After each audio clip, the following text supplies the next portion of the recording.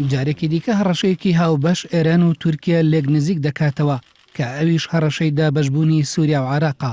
محەممەد جەواد زەریف وەزیری دەرەوەی ئێران لە سەردانەکەیدا بۆ ئەستەمبۆڵ لە کۆنفرانسێکی ڕۆژنامەوانیدا لەگەڵ مەولود چاوش ئۆغڵۆ وەزیری دەرەوەی تورکیا بە ئاشکرا ڕایگەیاند سەرباری هەندێک جیاوازی لە بۆچوونەکانیاندا ئێران و تورکیا هاوڕان لەسەر یەک پارچەیی خاکی سووریا و عێراق.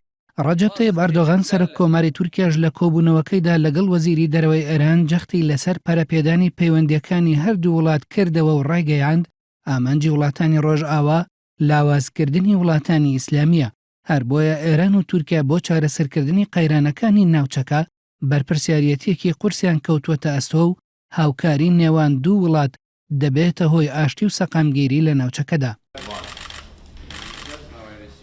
ئەو سەردانی وەزیری دەرەوەی ئێران بۆ تورکیا 2 ڕۆژ دوای ئەوە هات کە لە ڕۆژئاوای کوردستان سیستمی فیدرالی ڕاگەیەندرا.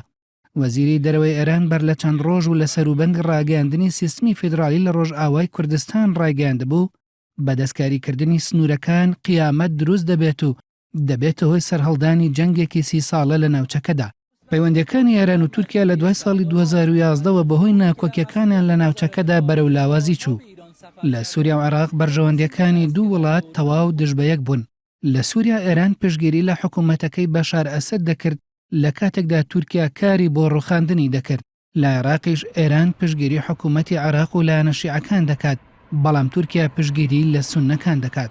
لە ئێستاشدا کە ئێران و تورکیا خەریکە جارێکی دیکە لێک نزیک دەبنەوە، زۆربەی چاودێران پێیان وایە چەند هۆکارێک لە پشت ئەو لێک نزیک بوونەوەیەوە بن.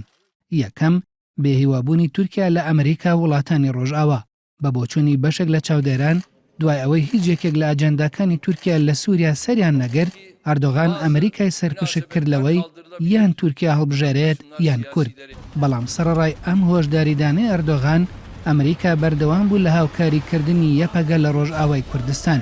جگە لەوەش ئەردۆغان لە هەڵوێستی ئەمریکا سەبارەت بە ڕاگەیاندنی فیدرالی لە ڕۆژئاوای کوردستان دڵنیا نییە. هەر بۆیە تورکیا بەناچاری جارێکی دیکە ڕووی کردوێتەوە ئێران بەو هیوایی بە هاوکاری ئەو وڵاتە ڕێگە لە دروستبوونی قەوارەیەکی دیکەی کوردی بگرێت. دووەم، دوای تێکچوونی پەیوەندیەکانی نێوان تورکیا و رووسیا و هەروەها تەشەنە سندنی ئاڵۆزیەکانی ناوچەکە بۆ ناوخۆی تورکیا، حکوومەتی تورکیا لە ڕووی ئابووریەوە هەست بە مەترسی دەکات. هەر بۆیە دەیەوێت بە پەرەپێدانی پەیوەندی بازرگانیەکانی لەگەڵ ئێران بۆشایی پەیوەندی بازرگانیەکانی لەگەڵ رووسیا قەرەبوو بکاتەوە. سێەم، ئامانجی سەرەکی ئێران لە سووریا تا ئەم دواییانەش تەنها پاراستنی حکوومەتەکەی ئەسەد بوو. لە چەند ساڵی ڕابردوودا بە باش یان خراپ سەبارەت بە ڕۆژئاوای کوردستان هیچ هەڵوێستێکی نەبووە. بەڵام لە ئێستادا ئێرانیش هاوشێوەی تورکیا نیگەرانە لە بەرەو پێشچوونەکانی کورد لە ڕۆژئاوای کوردستان. جگە لەوەش بەو جۆرەی کە میدیاکانی سەر بە حکوومەتی ئێران باسی دەکەن، ئێرانیەکان پێیان وایە پیلانێکی ئەمریکی هەیە بۆ دابەشکردنی وڵاتانی ناوچەکە و بۆ ئەوەش ئەمریکیەکان کوردیان کردووەتە ئامراز بۆ دابەشکردنی ناوچەکە.